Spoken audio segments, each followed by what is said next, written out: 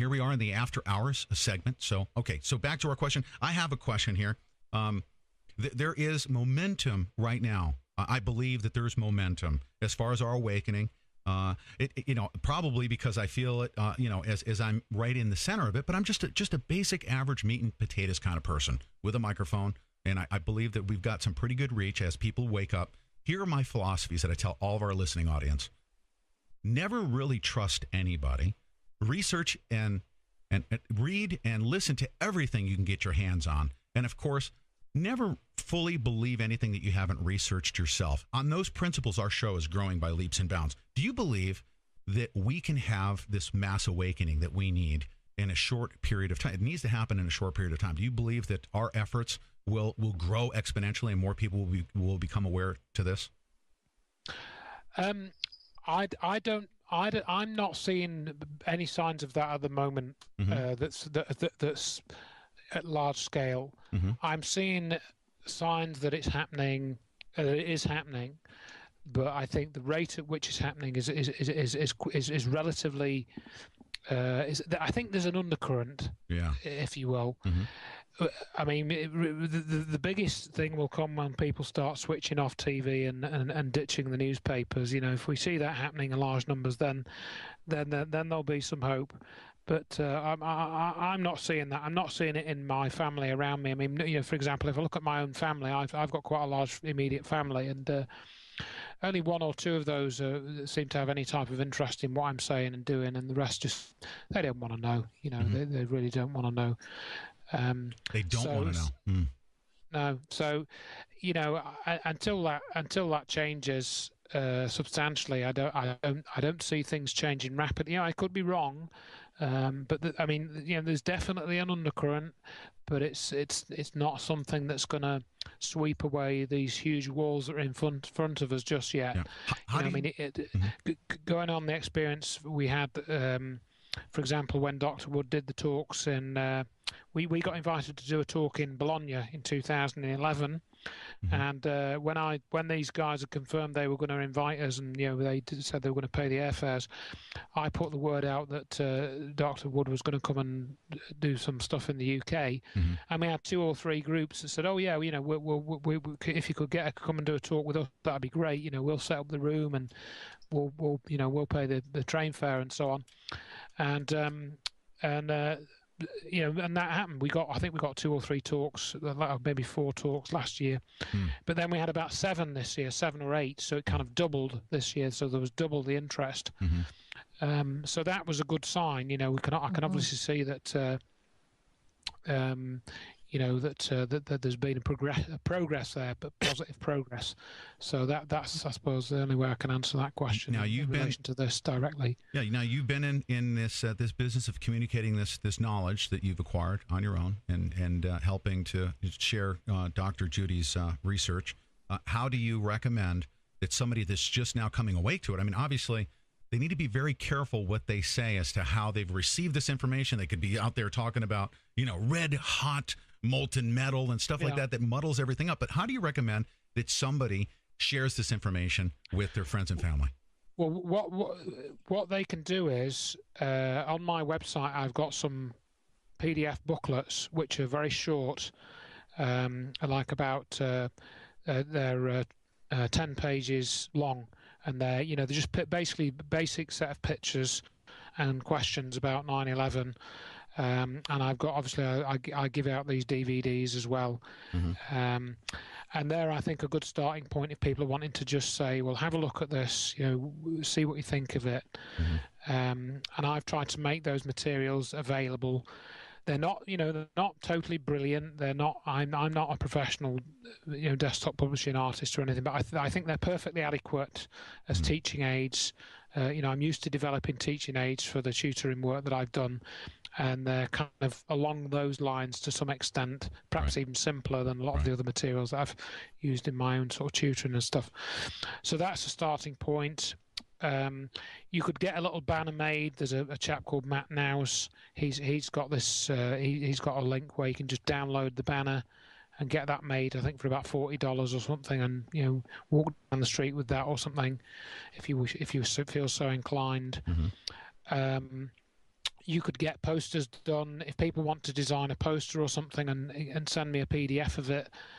Say, is this okay, Andrew? Do you think this gets the message across properly? I'm happy to look at that and say yes, and that'll be good, or maybe you can change this heading or something. Because like you say, we do get people putting they'll say, oh, the tower's vaporized, for example, and they think they're giving the right description, but actually they didn't vaporize, they turned to dust, and it's important to distinguish between those two. So there are little things like that, that you've got to be a bit careful about. So DVDs, posters, people can write to me about those. We don't have any distributor in the US for such things particularly, although I know Matt Nouse, I can put people in touch with Matt Nouse. He's got some materials, I think. He can send them DVDs of some of the lectures and so on. Let me ask you something. We have a broad and diverse group of people in our listenership. Where do you need help? I mean, we need volunteers to assist you. I mean, do you need any particular area of help? I mean, graphic artists, maybe to do an infographic or anything like that. Well, yeah. I mean, if again, if people want to take some of the graphics, say on Dr. Wood's website, some of the key pictures, right, this sort of thing, and put them into an attractive design. Mm-hmm. I can point them at flyers and things that I've done. I've got a couple of leaflets that I distribute. Mm-hmm. So if people want to write to me, and I can give them the link to those or attach them to an email, and if they can make a better job than I have, Mm-hmm. fantastic. I'm happy to send them those. And if they think, oh, that's a bit ropey, I can do better than that, fantastic. Awesome. If they can get the same information, but in a better format, then brilliant. Just write to me and I'll send them the links. And an important thing to communicate, and you probably emphasize this point, we don't necessarily set up talking points for our brainwashing, but we do believe that it's important. Like I had to deprogram myself and not say collapse. The demise of the towers is so much more important because saying collapse implies something completely different than what actually happens. But that muddling could take place if we're not using the proper terminology, because we literally have to deprogram everyone from the PSYOP. Right, and if people want to just check if they're going to do anything like make a post, then yeah, absolutely don't put why did the towers collapse or whatever. Obviously put how were they destroyed? As another way of putting that. Yeah, absolutely. The language is more important than you might think at this point in terms of the description of things, because otherwise people are going to end up getting the wrong end of the stick. Right. We have to counter the cover-up. Yeah. Yeah. Mm-hmm. The other general point that I make is some people are just not ready for this information. However you present it, right. However much you simplify it, or right. However compelling you make it, however visually appealing you make it, mm-hmm. Some people are not ready for it. So right. if you're getting to the point where it's not really, it's not going in. Don't ruin your friendships. Don't ruin your relationships. I've managed quite well in that I haven't really ruined any of my relationships or friendships. Mm-hmm. There's quite a number of people I've kind of drifted away from, mm-hmm. And I don't have the same interactions with them as I did, but nevertheless I've managed not to upset people, if you see what I mean. The door is still open to them communicating with me, right? If they wish to do that. In other words, I've never turned around and said to one, "Oh, you're just an idiot," because you won't accept that the tower stood. I think you're just an idiot, and I just think you're being stupid. I've never said that to anyone. Right. And if you can resist saying that to anyone, I think ultimately it'll work out better. People have alienated families and friends and caused a lot of grief over this sort of thing. Yeah.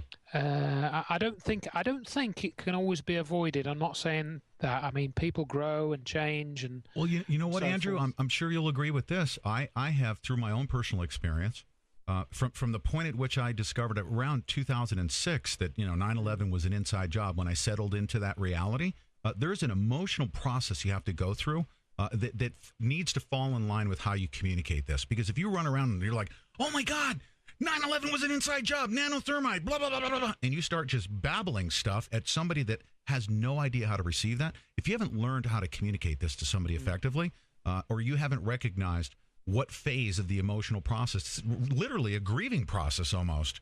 Yeah. Isn't it? It is very much like that, yeah. You have to learn your way through how to communicate with the people around you. Otherwise, they're going to think you're a wingnut. Hmm. We Absolutely. get a lot of people that come in and they have their own ideas about how things are going, their own theories, their own research. They come in and, especially in our chat, and they want everybody to know what they've found and they're excited about it. Right. And if they get any kind of, backlash or any kind of question about it, if somebody's like, I don't know, you know, because they've never looked at it the way that person has looked at, man, they get very angry. They get very Mm, aggressive mm, would be the word. They get aggressive and mm. and it's like, and it doesn't, then everybody starts arguing and they start calling each other names, and then all is lost. Yeah, like Yeah. how I call trolls names. I love that sometimes, but that's mainly instigatory. But anyways, Right, right. Mm, yeah. mm. Yeah. Well, not everybody's a troll that disagrees, No, No, but you know that's what? true. But you know what? The most skillful ones, they pose those questions very, very skillfully because they're very, very good at Yes. the psyop. Like, Yep. oh, Peter, you really don't have a lot of listeners. Oh, really? Okay. Well, have you heard me mention that I'd rather stay small, lean, with a bunch of people that are very well educated, have free minds, and I don't want millions of listeners like Alex Jones. I want a very small listenership of people that don't trust anybody and they only believe what they research themselves, right? Mm-hmm. And that are not willing to exclude any part of the evidence. But anyways, Andrew, I thank you so much for all of your time. Do you have anything further to add here on this after hour segment? Well, we Well, do have a sorry. question, Andrew. By all means. Excuse me. Yeah, please. It was asked some time ago, so I thought maybe you might want to hear this one. It says, "Do you know, or have you heard of Sterling Allen and PestWiki.com?" Oh, yes, very much so. Yes, I actually, Sterling Allen was one of the speakers at the energy conference in Holland. So I didn't speak with him there, but I did meet him. He was in Dr. Wood's talk, and he was the person that was very concerned about the tritium evidence being brought up in the lecture by Dr. Wood. And he actually stood up, went to the front, and asked her, told her that she'd replayed this tritium video in the previous hour, and there's no need to play it again. So Sterling Allen was very concerned about the tritium evidence in relation to what was found in the dust from the World Trade Center. He also said quite categorically that he was very good friends with Stephen E. Jones. And then, as I said in the broadcast, he posted this short article by Stephen E. Jones just after the conference about cold fusion, in relation to cold fusion. So you can find that on PES. I think it's on the PES Wiki site, actually. Mm-hmm. So yes, I'm quite familiar with Sterling Allen. And again, he's one of these guys that I have some very serious questions, which I may even email him these questions before too long. I've been meaning to do that, actually. And he said on Coast to Coast very recently, this was, I think, on the 6th of December, or maybe after that. No, it was sooner than that. I think it was last week, about a week ago. He said on Coast to Coast, this is Sterling Allen, that he'd shared a room with Nick Begich at the conference, which Nick Begich was one of the other speakers. And I might mention, actually, because Nick Begich was indeed one of the other speakers, and I indeed was one of the audience in his presentation, which was about HARP. Mm-hmm. And that presentation was recorded. As was my question to Mr. Begich, who, as you know, is a son of former Senator Begich, Yes. who was killed in a plane crash, I believe. But I asked Nick Begich why, in 2006, when he was speaking to Art Bell on Coast to Coast, he said that the bombing of Afghanistan was justified. And I've got an audio recording of actually saying that the bombing of Afghanistan was justified, and indeed that the USA was justified in stomping them back to the Stone Age, to use Nick Begich's expression. Wow. And I know for a fact, because I was there, that Mr. Begich sat and watched Dr. Wood's presentation at said conference in Holland. Mm-hmm. And so at the end of his presentation, I thanked him for bringing forward the information about the HARP array, which I think he's nevertheless played an important role in helping to raise the awareness of that rather unpleasant type of project. But I asked him, now that he'd sat through Dr. Wood's presentation, and there was no doubt at all that Al-Qaeda had nothing to do with the destruction of the World Trade Center, and indeed there was no evidence to suggest that that was true, if he still considered that the bombing of Afghanistan was justified. Fair question. And his answer was very interesting, because he said there are a lot of questions about 9/11, but if people want to have a theocracy, they can have a theocracy, and if they want a democracy, they can have a democracy. And then he said, people in this room would be quite surprised at my attitude to warfare and defence, and he didn't answer my question. In other words, he didn't say, oh, well, actually, now I've changed my mind and I realise I was wrong to state that the bombing of Afghanistan was justified. He didn't say that. And after I'd asked that question and after he'd answered it, I had several people came up to me in the room afterwards with very very open-mouthed and very ashen looks on their face, because they realised that what Mr. Begich was part of the psychological operation, which was trying to justify the existence of HARP. Because if you listen to the way that his talk unfolded, and how, for example, Mr. Begich stated that he'd been invited to a closed conference on a ship for 12 days with the Aga Khan as one of the other people, as a part of the conference delegates, and he was bragging about that, I think people began to get an impression of where Mr. Begich was. Very interesting. In the pecking order of things, and that's all been recorded, and I'm hoping that will be posted on their videos before too long. In fact, I can probably get a hold of recordings on somebody else. Yeah, can you send that to me as soon as possible, because I do have contact, and I've had him on my show, Dr. Nick Begich. And I'd like to. I'll try and get hold of the recording. The recording that I know was made was by a friend of mine. I should have recorded it myself, actually, but yeah, that was the long and the short of it. So yeah, he's up to something. I don't know exactly what it is, but he's definitely up to something. I definitely want to speak with him. You know, there are people. You know, I want to have Richard Gage on the show.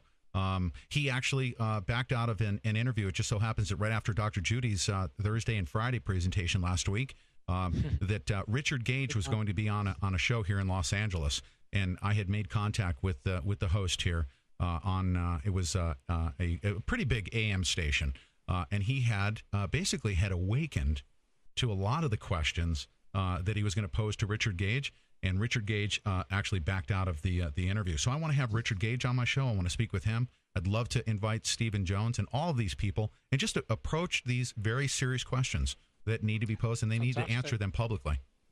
Yeah, I mean, you know, if you can get them on and get them to, you know, if they've got an honest answer, then I'm great. You know, if they're willing to say, well, you know, I was wrong, and you know, if they've got a good, even better, if they've got a good an explanation that hangs together and shows that, you know, what we've said is wrong, then I've been sat here now for 4 years waiting for somebody to actually find fault with something that we've said, rather than just attack a character or pick on a little detail which you know doesn't really change anything. That's right. But nobody's been able to do that in 4 years, so you know, I'm still doing the same things that I've been doing all that time.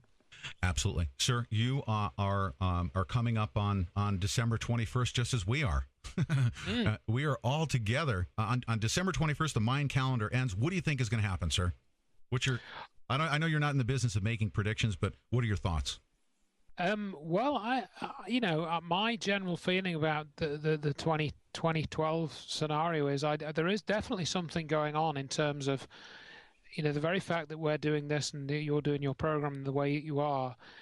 I think that is indicative of a larger process that's going on. And it does appear to involve a shift in the way that we perceive things, you know. And the other day, for example, we were discussing this whole thing with the Batman movie, weren't we? You know, and the weirdness with the Batman movie and the shooting. And the fact that somebody's been able to see that very quickly after the events, to me, indicates that there is a level of perception in the population which is much, much higher now than it was a few years ago, or is in much greater abundance than it was a few years ago. And I think that is indeed indicative of some larger scale process. I don't think the world is going to end on December the 21st, and I don't think there is going to be some huge cataclysm, but there is no denying, for example, that there's been an increase in the number and severity of the earthquakes. Is that some process involving, the Earth itself, or is it being done with technology? As we've asked the question, if you look at how the towers were destroyed, scale that technology up or move it in a different direction, right? Can it cause all these earthquakes and so on? Right. So I don't know. I think things are going on within. Whether that. Well, I'm sorry. But whether there's going to be some great big event on the 21st, well, I doubt that, frankly, at this point. Within the past week, as a matter of fact, I used to think that, December 21st is going to come and go like Y2K. So I kind of scoffed at it. And within the past week, I've realized that something powerful is happening right now in our presence. And you just stated it, that we now have a population, even if it's a small portion, but it could grow exponentially, of people that are awake, aware, and a level of consciousness could take place right around this time, December 21st, and it's happening, coincidentally, right in line with it. But I agree that December 21st could be not an end to anything, but a beginning of something huge for fellow man, right?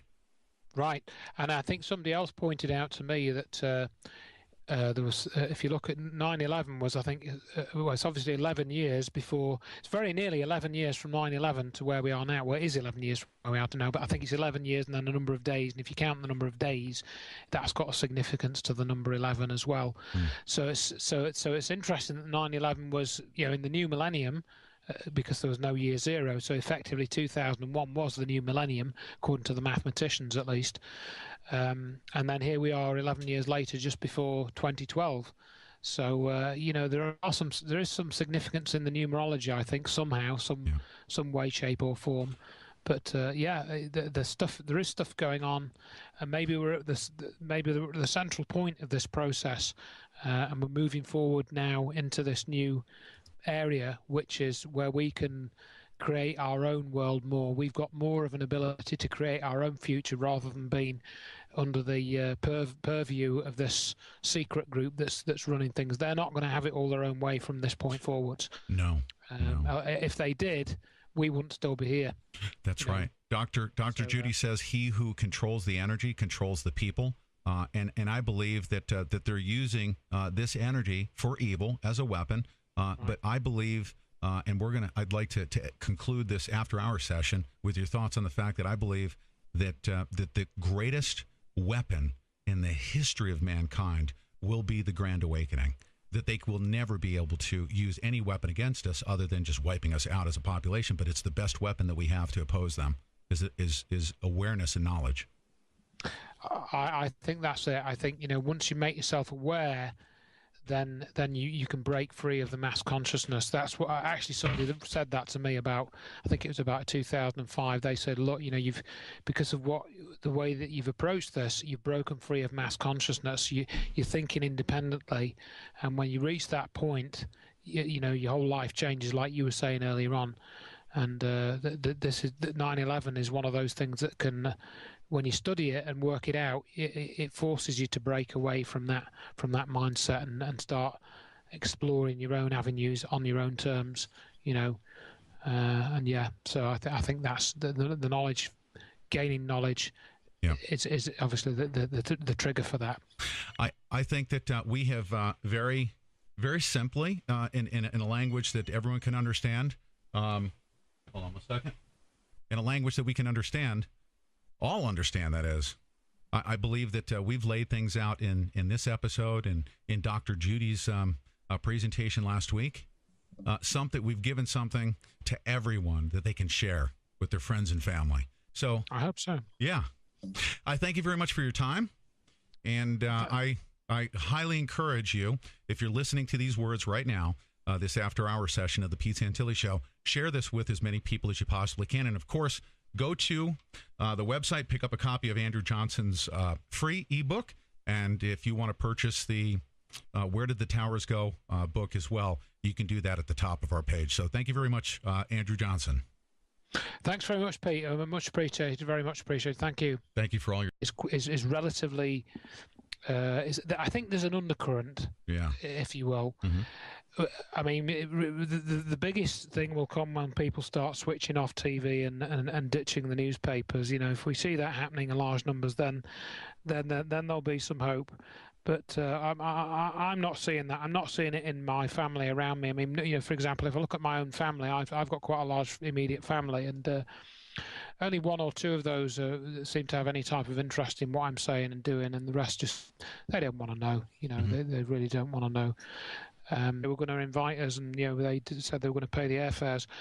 I put the word out that Dr. Wood was going to come and do some stuff in the UK, and we had 2 or 3 groups that said, "Oh yeah, you know, we if you could come and do a talk with us, that'd be great. You know, we'll set up the room and we'll pay the train fare and so on." And you know, and that happened. I think we got 2 or 3 talks, maybe 4 talks last year, but then we had about 7 this year, 7 or 8. So it kind of doubled this year. So there was double the interest. So that was a good sign. Really believe anything that you haven't researched yourself. On those principles, our show is growing by leaps and bounds. Do you believe that we can have this mass awakening that we need in a short period of time? It needs to happen in a short period of time. Do you believe that our efforts will grow exponentially and more people will become aware to this? I'm not seeing any signs of that at the moment. That's at large scale. I'm seeing signs that it's happening. It is happening, but I think the rate at which it's happening is they don't want to know. No, so you know, until that changes substantially, I don't see things changing rapidly. You know, I could be wrong, but I mean, you know, there's definitely an undercurrent, but it's not something that's going to sweep away these huge walls that are in front of us just yet. I mean, going on the experience we had, for example, when Dr. Wood did the talks we got invited to do a talk in Bologna in 2011. And when these guys are confirmed, here we are in the after hours segment. So back to our question. I have a question here. There is momentum right now. I believe that there's momentum as far as our awakening. Probably because I feel it, as I'm right in the center of it. But I'm just a basic, average meat and potatoes kind of person with a microphone, and I believe that we've got some pretty good reach as people wake up. Here are my philosophies that I tell all of our listening audience. Never really trust anybody. Research and read and listen to everything you can get your hands on. And, of course, never fully